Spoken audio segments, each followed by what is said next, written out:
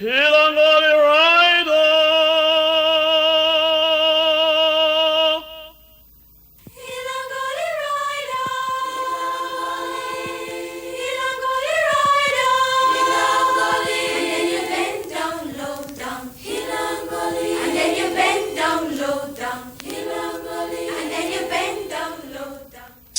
Town, a unique place in Jamaica, a survival of an experiment that came out of a period of great change. When Jamaica became a free country in the 1830s, the people who ran things felt threatened by the large mass of freed people, the majority, who were now able to decide what they wanted to do and what they wished to become. Many were determined to break away from the old ways, and it wasn't clear if they were going to be hostile or not. Hoping to create a defense against possible hostility, the legislature decided to bring in migrants, fresh people who had not shared in the trauma of the country's past and who might be expected to be supportive and cooperative. It was hoped that these migrants would live in the interior of the island, establish new towns and work as laborers on mountain estates. A number of Scots and Irish were brought in, but the first significant group were Germans, who embarked from Bremen and arrived late in 1834. They went to Portland, St. Ann, Manchester, Clarendon, and St. Elizabeth. But the group that had the most lasting effect were among 532 Germans who arrived in December 1835 on the Ulbers, with sail from Bremen. 249 of them were taken to Seaford in Westmoreland to establish a town. The site is about 25 miles from Montego Bay and was built on 500 acres of Montpelier Mountain Estate, owned by Lord Seaford. The new arrivals had a hard time. Only a few of the houses, which should have been ready for them, had been completed. So the majority was sent into the bush to build their own houses. But they did get provisions and a small weekly allowance until they could find their feet. They planted yams, coffee, plantains, cocoa, ginger, sugarcane, and arrowroot, and did pretty well. But by September 1838, the population had dwindled from 249 to 156. Some left Seaford to settle in coastal towns and other parts of Jamaica, but many migrated to the United States. Those who remained have come to occupy a unique position in the Jamaican landscape. Over the years, many have visited Seaford to come to grips with the remains of this tiny German settlement of the past. The Hill and Gully team also went to try to see what had survived. When you reach far down now, the Lambs River, one more right and then you come to Seaford soon. Alright. Yeah. Far down the next right hand. My ear lost which miles? Down, how far down? About 12 down there. About 12 miles? Yeah, Seaford not far from here, just down the bottom. We travel straight and you get to this area there. About a mile down? More than a mile. More than a mile? Oh, 3 miles down. Okay. Is that where you're coming from, too? Yeah, Seaford me coming from now. How far are you going down here? I want to go to the church, the Roman Catholic. Roman Catholic. Well, you go straight down, and after you go down, you see a branch where the butcher stall is, and you just turn up. Okay. Are you from Seaford Town? Yeah. What's your name, huh? Hacker, either Hacker. Hacker. Yeah. All right, ma'am. So I can't lose my way. No, you're on the right track. All right. Yeah. Here is Seaford Town. This is Seaford Town. Oh. I just passed a lady a while ago named Mrs. Hacker. You know her? Mrs. Hacker. You know her? What is your name? Albert. Albert what? Brown. Brown? So where's the Roman Catholic Church? How far is it? Down here. Just down the road there. She's down here. Where you could eat you the apple from? Your teeth. Your teeth is?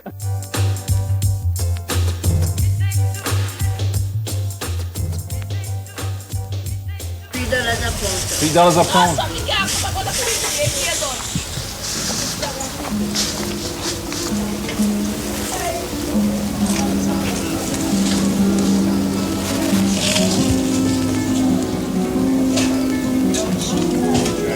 You're born around here? What you do? Farming or? Yes, farming. What you grow? So how come you're buying carrots if you don't farm? You have to buy some of the time. You can't farm everything, you know. That's true. What you grow though? Yam. So you're going to buy carrots too? You're going to buy carrots too? Yeah. What are the chief places in Seaford Town that I should look for, apart from the church? What else At the is there? training center Uh-huh. and the clinic. Have a clinic up there too? Yeah. Well, why you don't think you can tell me something about the place? No, I can't tell you. I am very young. You were born in Seaford Town? Yes. You went to school here too? Yes. So where are you headed for now? I'm gonna get some beef inside here. Oh, you do farming too? No, not really. I do furniture work. Oh, what you make, beds and chairs? Yeah. Out of what kind of work? Just about any native lumber. Cedar, maho, teak, mahogany. So how did you learn furniture making? Well, my father used to do it. My father was a carpenter. He used to build some furniture. And I went to the training center up here. I did that year up there. Just for the technology setup. Isn't that lovely?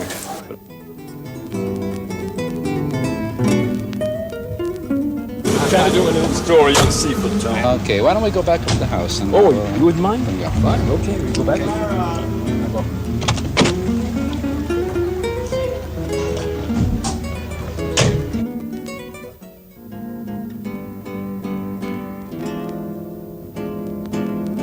Most of the flowers that I planted myself, they've all grown in the last 5 years. The ones you see right around here. You get a lot of rainfall, or is it just... Right now, this is the driest it's been, the driest I've seen it. Maybe you'd like to meet Yes, I would. Rita Reedon, huh? Yes.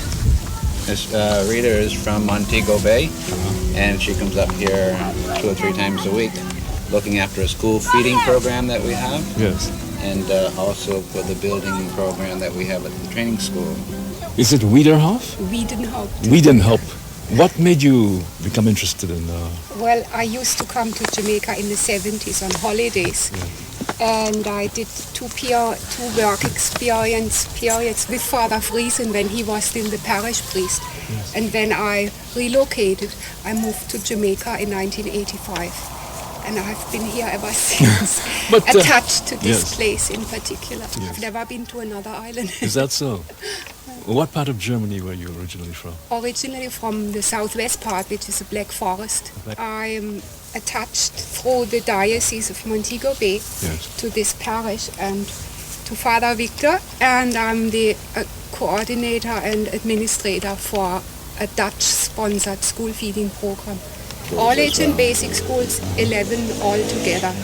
And I'm doing some accounting work for the construction phase of the vocational school, which you will see after. Yes. How many children are we talking about here? You mean in the feeding program? Yes. Around about 1,700 children. It is hoped that because of that, attendance will improve and their learning capacities at the same time. And this is a midday meal? Yes. And schools cook. They are responsible for purchasing because they are supposed to use the local produce to use in the school. So it's the principal's responsibility. What we do from our end is we finance it and we try to give them some nutrition information. Miss Vera here works at the mission. She's been here much longer than I have been. Yes. She's been working here for 10 years. She worked with Father Friesen for 5, and she's been here with me for 5. Her name is Miss Vera Burley. Now, how did you get to Seaford? I mean, what brought you here? The principal from the school came to my house sent my son to call me, but I said I'm not coming for maybe he's rude why the teacher calling me. But anyway, I said to him, Brenty, if you know that he's rude and Miss Gardner called me, don't let me go. Well, when I go, I was successful. Yes. She said father wasn't well taken care of. Oh. So she said I must get the work. So I tell her I would not work that day. I would come the next day. So from that I'm here. How do you like Seaford? It's very nice. Well, you have to like where you live and where you work. Yes. That's a good philosophy, isn't it? So who's the other lady, Father? This is Graham. Yes. And she lives up the hill here. And she's worked in the training school and just recently retired. She's a great singer at church, now I just came from up there. So you're a part of the church choir? Yes, and Father Francis was here. They did have a get-together up at the training center, and a singer-song. And from that, Father put me in the choir. You liked your voice? Yes, sir. The flat land across the valley here is called Old Town.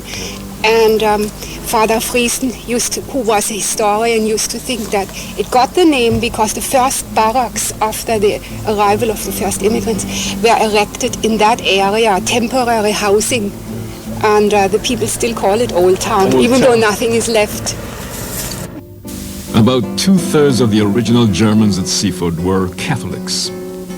So the Catholic Church came to play a central part in the development and survival of the township.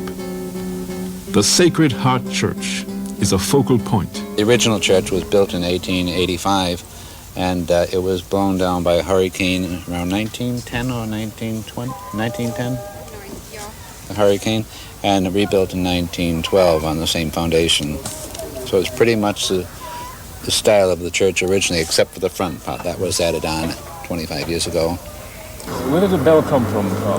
I have no idea, but they say the original story is that in that hurricane of around 1912, that it blew the bell 50 feet through the air, which is kind of a big tale, I think, but sounds good, huh? That sounds like a big storm. On the hill is the St. Boniface Vocational Training School. The first phase was built about 10 years ago. Funding was granted by Miserio, a German organization, and it trains young school leavers in the basic trades, masonry, carpentry, sewing for girls, catering, all these basic needs, to make them basically self-sufficient, that when they leave they can find employment or start their own little business.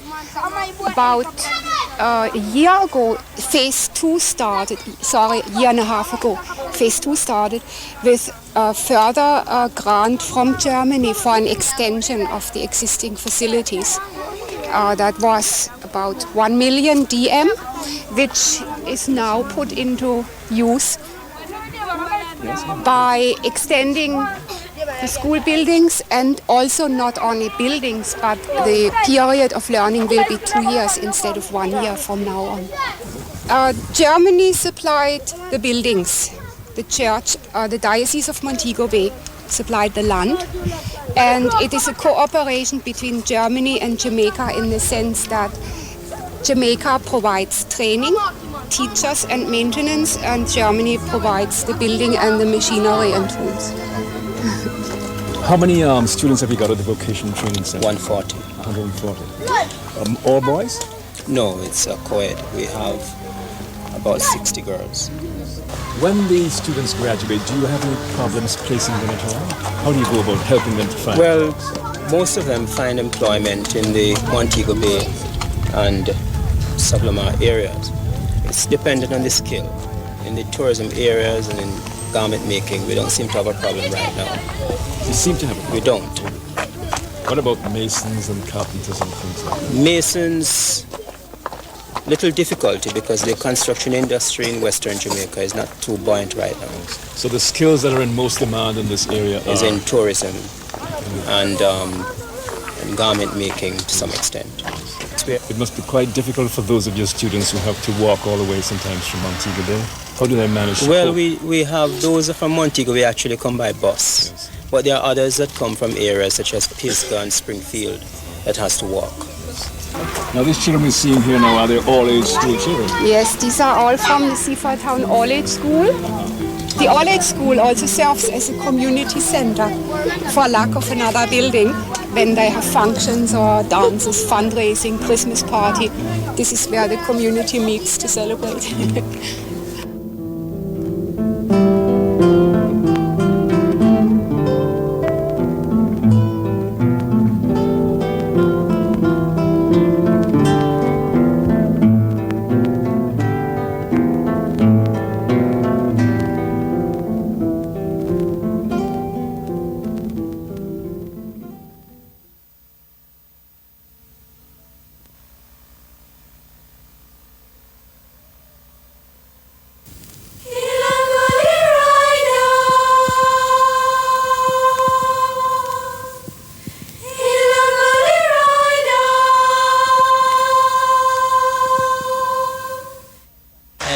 Pat Mulcahy is my name, but people call me Dr. Pat because they have trouble with my surname. Yes. How long have you been with us? It started in July 1990, and I replaced an Irish doctor who'd been here for 2 years prior to that. Dr. Doyle was her name, a lady doctor. Clinic has been here for 6 years, and it's been staffed by 5 different doctors up to this time. And we're trying to, when I leave in 2 years' time, we'll be trying to get somebody to replace me. It's a rather rapid turnover, isn't it? It's fairly rapid, but we're having trouble staffing the clinic with Jamaican doctors. Basically, I think because it's a rural area and there are not a lot of opportunities for education and things like that. So it's very hard to get Jamaican doctors here. Obviously, the ideal would be to have a Jamaican doctor working here, but to date, we haven't got any volunteers. Father has advertised it many times, and he's got no replies at all from any Jamaican doctors. So then he has to go look overseas.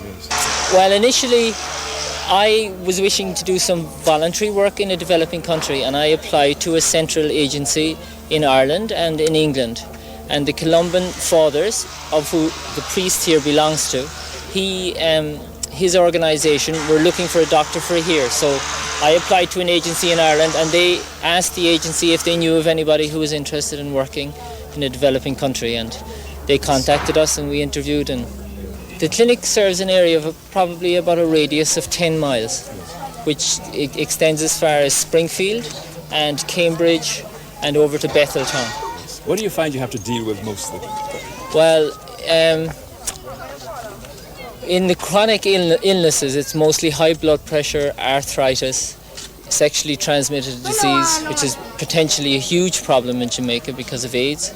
And then acute things, people get a lot of just aches and pains, runny bellies with kids, the usual sort of things that most GPs would see. One of the things that I notice that's different to practice in my country is that there's a very high incidence of diabetes and a very high incidence of high blood pressure, but this is a well-known fact in Caribbean communities in general anyway. Has it got to do with the diet at all, perhaps? Well, certainly they eat plenty of sugar. And starchy food is, people have a misconception that if you're a diabetic that you shouldn't eat starchy foods. The recent evidence is that you should eat starchy foods. It's the simple sugars, like just sugar or sweet things like box drinks and bottled drinks and things like that are bad for diabetes. But yams and potatoes and all that are actually good for diabetics, and we recommend that to diabetics in Western countries now, to be eating potatoes and rice and things like that. The problem with this area is that the public transportation is very poor and the roads are very poor. So the van is to try and assist people in getting to the clinic. A lot of these people would never be able to get to the clinic, and a lot of them die at home because they can't get here. Transportation, if they have to hire transportation, they're looking at $200 to $300 Jamaican dollars to hire a car, and a lot of these people just don't have that sort of money. So there's a nominal fee of $10 charged for the van if people can afford it, and if they can't afford it, they get brought in for nothing, and the same exists for the clinic. Well, I'm here with my wife, who's a physiotherapist, and she works in the clinic also, and we have each other for company, but the people are very friendly, and the climate, of course, is very nice. I come from Ireland, and it's much colder and it rains much more in Ireland, and we've had the opportunity to see a lot of this island as well, and it's a beautiful island, and I haven't seen it all.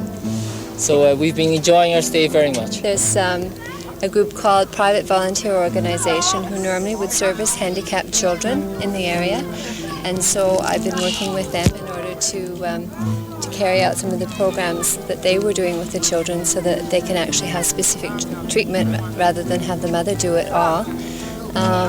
The rest of the physiotherapy that's available would be just people with sore backs, anyone who had a machete injury to hands, that type of thing. So there's lots of work to be done. It's unusual for them to have a physiotherapist working in a rural community, so it's nice to be able to offer them some service, even if it's only for a short period.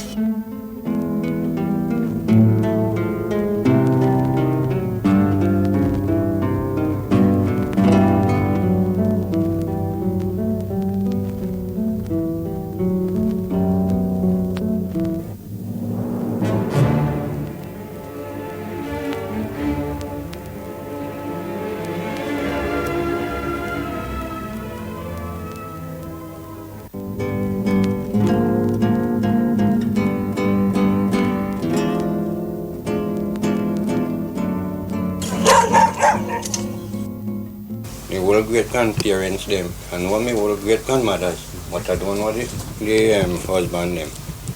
And my father now, he and my mother is from the old German them. And, go ahead, sir. And I live here. My father and my mother dead. So I bought this place and come here and live here. Yes. And I have more brothers and sisters. Some of them in Canada, some is here. And my uncles them, all the uncles them that are. Yes. And the aunties them. It's only the cousin them live. You never thought of going to Canada yourself? No. What do you do around here, sir? Farming. What do you do? We work, we raise cow, we plant our cultivation, and we get the food. We don't sell the food, keep the food to eat.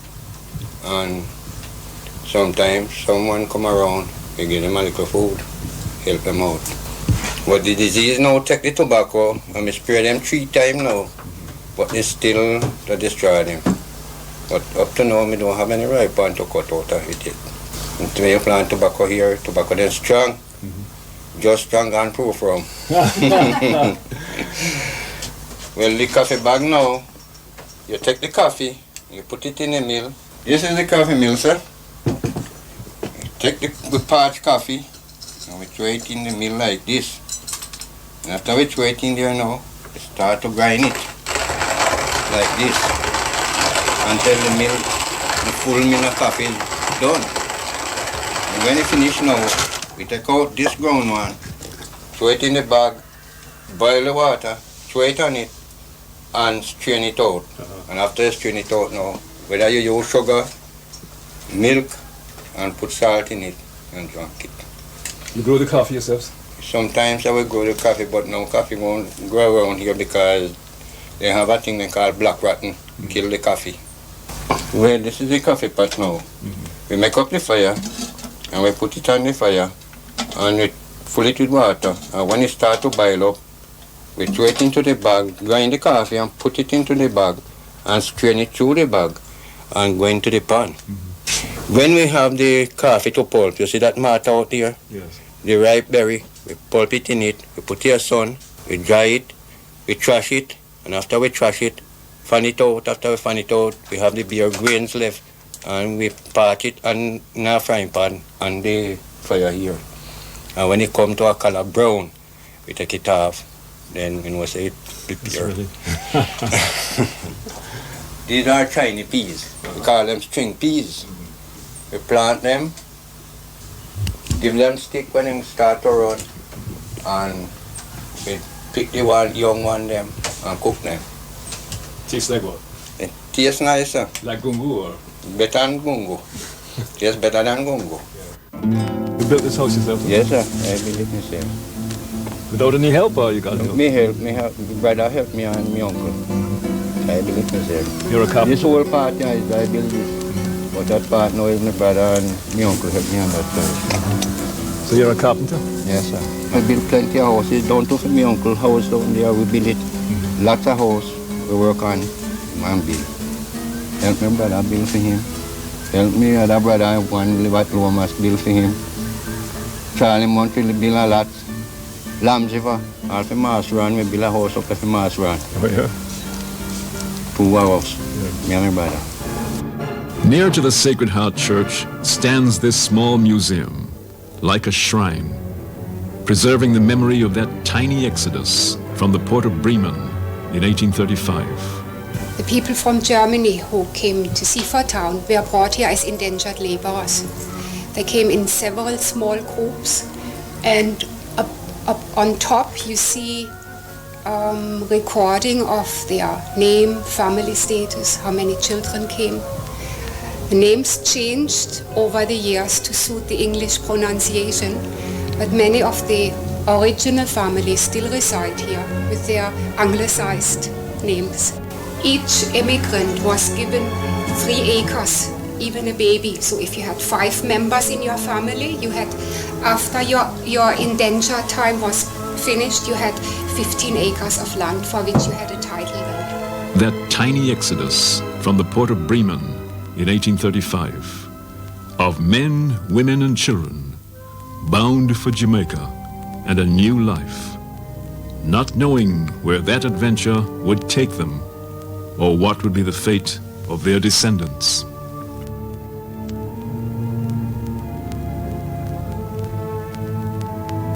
Well, we always work on the museum when the first priest was here, and work with the street. What you did? Well, me do the carpenter work on so.